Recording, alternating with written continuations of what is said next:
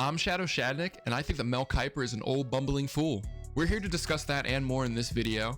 First, I want to thank everyone that watched last week, liked, commented, as well as anybody that's checked out the stream in recent weeks. The support has been felt immensely, and it's giving me the confidence to keep going as I continue to strive for. Really, the main goal would be 1 million subscribers on YouTube, would be a fantastic goal to strive for, as well as just getting affiliated and partnered on Twitch. But in this video, we're going to talk about Modern Warfare 3 Season 6, as well as some recent NFL news, but we're going to start off with Modern Warfare 3. Season 6 dropped yesterday, and Sledgehammer kind of cooked. It is nearing Halloween, so obviously the whole theme of the Battle Pass and a lot of the Black Cell and the weapons and the overall theme of the season is kind of the haunting. So this is the haunting this year, and they kind of cooked. Overall, I want to say that last year's haunting event was slightly better, but I really appreciate the fact that they even bothered at all, considering that Black Ops 6 is right around the corner and actually drops before Halloween. So the fact that they even gave us a haunting event at all, I got to give them props. Overall, Sledgehammer Games did a good job this year, given the situation that they were given.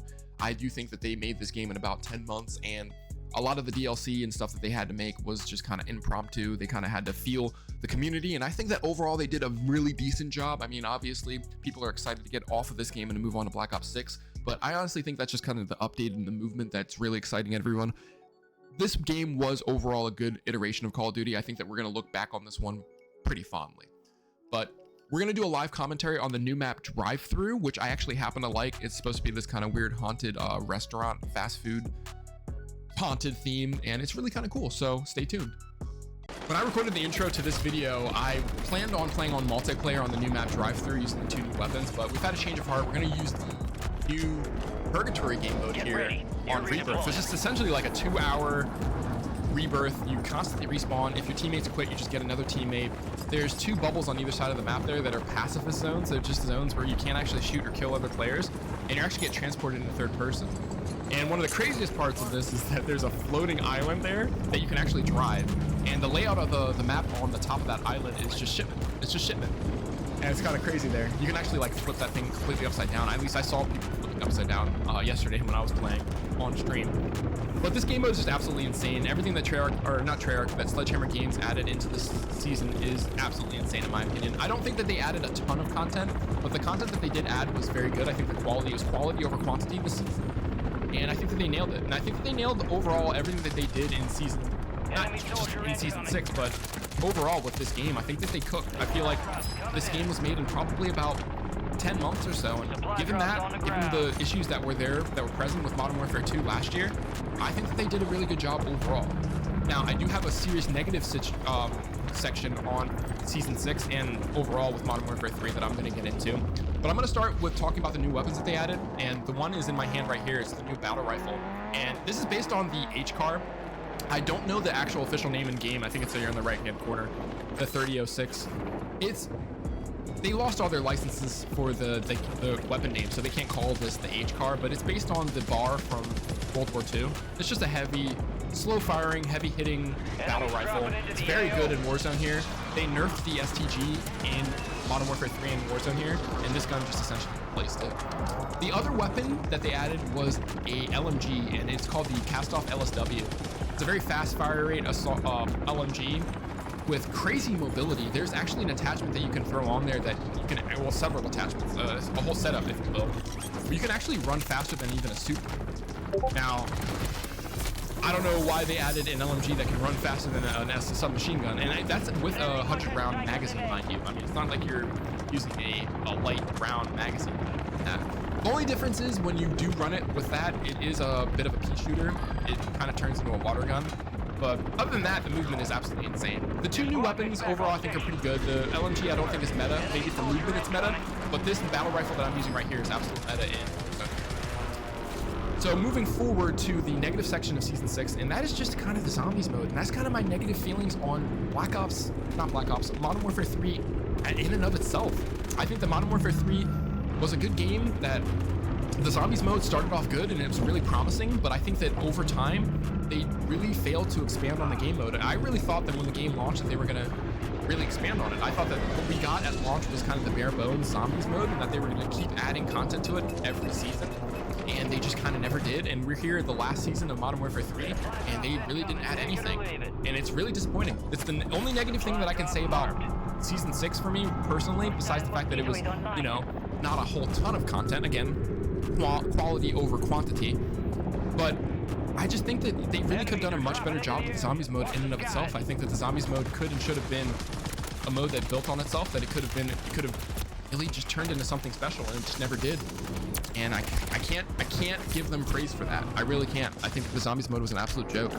And I think that puts a lot of pressure for Treyarch's zombies mode for Black Ops 6 next year, or really this year.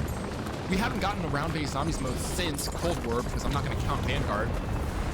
They really need this zombies mode to be successful, because Modern Warfare 3 zombies mode, in my opinion, wasn't, and we already know how Vanguard is. With all those things being said, I don't know how they plan on putting all this pressure on Black Ops 6, and how it just needs to be successful. It just needs to be everything that we need it to be in a round-based mode. It needs to satisfy the casuals, it needs to satisfy the OG fans, it needs to satisfy the zombie sweats. Everybody needs to have something that they can go to and play. And I really think that the overall success of Black Ops 6 is really heavy on the zombies mode, because if the zombies mode sucks, I mean, you're going to be stuck with multiplayer, which has a ton of skill-based matchmaking, or EOMM, or you're going to be stuck with Warzone, which is the exact same. And I definitely don't want to be stuck with that. I want to play the zombies mode, just give me a little bit of a break from that. Multiplayer is just, it's going to be sweaty. We already know, especially with the new Call of Duty. I'm going to stop chasing that guy. Now, transitioning from the Call of Duty talk, because I always kind of ends up on a negative streak, even though I try to be positive with Call of Duty. And again, I'm not going to stop covering Call of Duty. It's my favorite game of choice, but it almost always ends up on a negative connotation. So I don't want to talk too much about negativity of Call of Duty. We're going to transition to talk about football. Now, the intro to this video, I talked about how I think that Mel Kiper is a blithering fool, and I want to kind of defend myself on that. Mel Kiper recently went on Twitter, or I don't want to say it was on Twitter. He just kind of was on TV talking about how he thinks that the two-safety shell, which is just kind of two high safeties in football on the defensive side, he thinks that should be kind of outlawed or banned, and that the refs should kind of, if anything, encourage that these safeties be on the line of scrimmage so that the quarterbacks can just kind of throw touchdowns over their heads all the time. And he's comparing this to the football in the NFL in the 60s and the 70s, when that's how offenses were ran, where they just kind of ran these big 60-yard bombs to guys like Jerry Rice, and it's just not how the NFL's played right now. Now, we do live in, well, recently, where the NFL was a passing league the past like couple seasons, where it's just like all these NFL quarterbacks were throwing for 4,000 yards, defenses were having trouble stopping the pass. But the answer to that in this season seems to be the two high shell safety, and it's kind of messing up these quarterbacks, where they're not really willing to take shots down the field, where they just kind of want to really essentially run the ball. I mean, when you have the two high shell safeties, essentially there's a light box, so it's really easier to run the ball on the inside. And Mel Kiper is just kind of saying that leads to boring football, and in my opinion, I think that that's the opposite. I think that football is at its best when it's unpredictable, when you don't really know what's going to happen next. And I think that when you allow for a defense to adjust to what the offense is doing, even if it seems like the offense is OP, I do think that is I think that leads to unpredictable gameplay. I think that the next season, once the defense adjusts, you never really know how that adjustment is going to affect the offense. And then the offense is going to have to adjust from then on. It's a game of adjustments. It's how football is always played. And to compare it to how it was retroactively in the 60s just kind of seems foolish to me, which is why I say he's an old fool. I mean, the guy can't even really predict accurately the draft, let alone to say something crazy like, oh, I think that the two high shell safety should be banned. Like, no. I think that's basically saying that adaptation in NFL should be banned, that people shouldn't be at all adapting to what either side of the football is doing. And that just leads to boring, predictable football, in my opinion.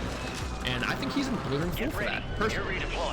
And, everyone else can have their opinions on what they think of Mel Kiper and his mock drafts, and his opinions on football. But it seemed like when I looked on Twitter that everyone was kind of having that opinion, that he's kind of a fool when it comes to football. He doesn't really know what he's talking about there. And he can't even really get the drafts right. So that's I digress on the Mel Kiper situation. But I also want to talk to kind of continue that football conversation. The Philadelphia Eagles, they took a kind of nasty loss there on Monday Night Football to the Atlanta Falcons of all teams. And I just kind of want to go into what happened in that game. I really don't think that Jalen Hurts is the type of quarterback that you really want to rely on his arm to win you the game when you're kind of down and behind. I feel like that was kind of proven in the Super Bowl when we also kind of relied on him to kind of come back from, you know, a small deficit at the end of that game. I just don't think that he's the type of guy that can really force the ball down the field and get us yards. I don't think that that's kind of his gameplay. I think that you really need to want to try to be up already and just kind of run the ball and just kind of, you know, play time of possession more so when you have a guy like him on your team. Not saying that Jalen Hurts can't throw the ball. He can throw the football. It's just, I think that his primary skill set is to kind of be a little bit more unpredictable, run the RPOs, throw to wide open guys within the offense, and not, you know, force the ball into tight windows when you're down, you know, 3 points at the end of the game. And honestly, I think that the defense overall really let the Eagles down, especially on that last drive for the Falcons when they were just able to just kind of drive down the field and eventually kick the game-winning field goal. I just don't think that the defense should have allowed that. We have had no pass rush in really the entire season, 2024 season. The first 2 games have been absolutely horrendous for the pass rush. And I do know that, you know, the Eagles don't like to start their guys in preseason. I've, you know, complained about that in previous videos. And I do think that's having a serious effect on them in these first 2 games. But they really need to just figure out what's going on with the pass rush, figure out what's going on with the team offensively and what their decision making is in tight games. And I think that they'll be okay. I really do. I think that they'll get it together and they'll turn it around. But that is essentially the commentary. I do want to reiterate that I am streaming on your favorite streaming platform Monday, Tuesday, and Wednesday. And we are doing a special stream on Friday this week, which is tomorrow. So be tuned on the stream tomorrow. But other than that, I am going to end the commentary here. We'll be back with another video on Thursday. And I still do have a whole bunch of Black Ops 6 beta gameplay that I do plan on uploading in the upcoming weeks as we inch closer to Black Ops 6. But that is going to be me signing out. Peace.